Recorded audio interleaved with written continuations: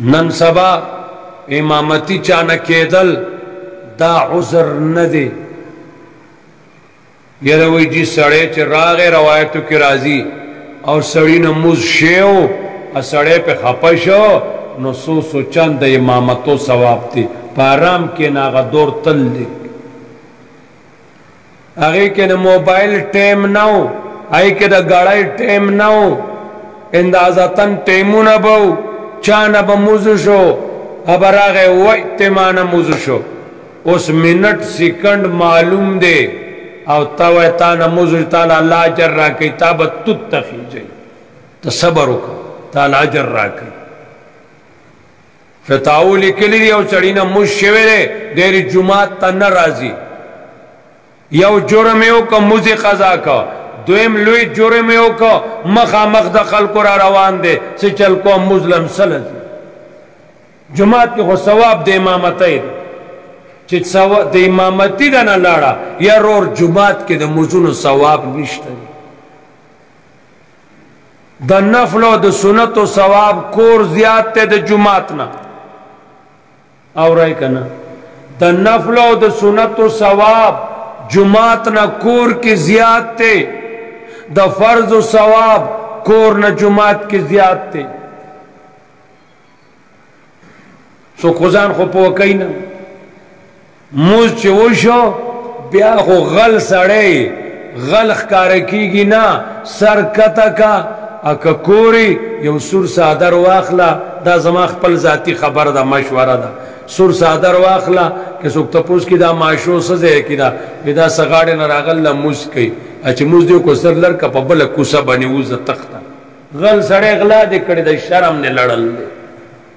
ته چې نر وې ته به اس کا غړی راتلی تا به په ټیم باندې الله ته سیټه کړوا موز به د امامتی سره کړی.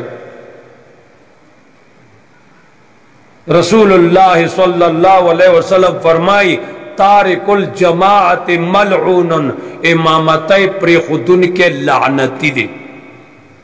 دا رحمت للعالمین وی. اگا نبی چاگا خپل امت بن سورہ مہربان نبی دے اگا وی تارک الجماعت ملعون، چھ امامتی پری دی دے لعنتی دے. لعنتی چاہتا ہوئی چھ انتہائی دا اللہ قہر و غضب کے ننوزی او انتہائی دا رحمت نا لرشی دیتا لعنتی ہوئی. دا لعنت لفظی معنی دا. او حضرت داؤم فرمائی چھ زما زړه غواړي ډیر کرتا ډیر زلا چھ زخپل پزے بلو دروم چاگا موزو کی او زلارشم او اگا کسانو کورونو تاور واچوم کم چه امامتی تا ندی راگلی. دیورا چولو کی بچی خزی نسوزی دا دمرا لوی گناہ کرده که دا خزا بچی اسوزی امس خبرانه. پیغمبر دا کور سیزلو اراده کرده کوئی وجہ دا نور پاکی با اسوزی کنی ما ورطا اور لگا.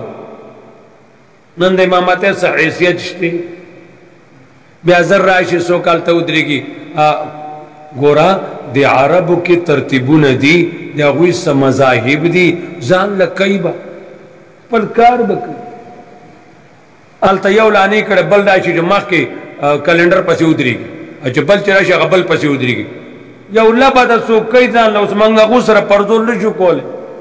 مکہ سڑی دا نفل نیت تے مکہ سڑی دا سنت نیت تے ادیو پسی فرض کی.